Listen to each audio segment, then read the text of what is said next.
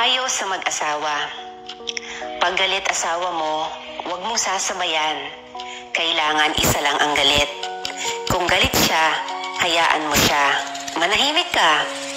Kapag kalmado na, tsaka kayo mag-usap at huwag matutulog ng magkaaway. Self-control. Kailangan matuto kang kontrolin ang sarili mo. Hindi pwedeng paggalit ka, mananakit ka, magsasalita ng masama o umatake. Tanggapin mo kung ano ang asawa mo. Pinili mo yan, ginusto mo. Kaya kahit ano o sino pa siya, matuto kang makontento. Pag may problema, pag-usapan niyong dalawa ng pamilya. Hindi ng kapitbahay, ng kaibigan, at lalo na huwag niyo i-post sa FB kapag magkagalit kayo.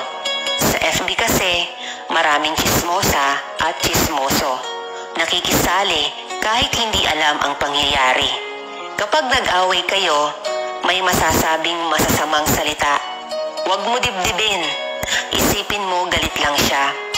Ang taong galit, wala naman niyang sasabing maganda. Hindi ka niyan pupurihin.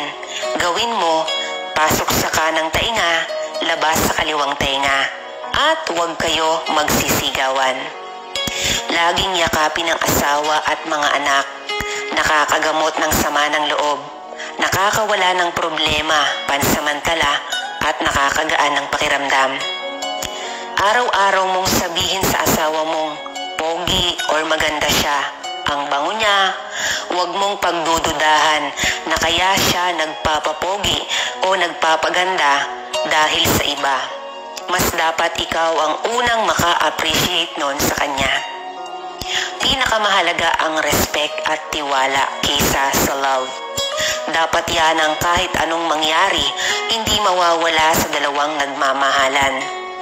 Gawing kaibigan ng asawa. Pag may hindi pagkakasunduan, huwag hayaang humantong sa sakitan at hiwalayan. Open communication. Dapat lagi kayong nag-uusap. Dapat binabalikan nyo yung mga nakaraan nung nagliligawan pa lang kayo. Dapat nagde-date pa rin kayo. Hanggat maaari, walang kasamang anak. Pinag-uusapan ang problema, hindi pinag-aawayan.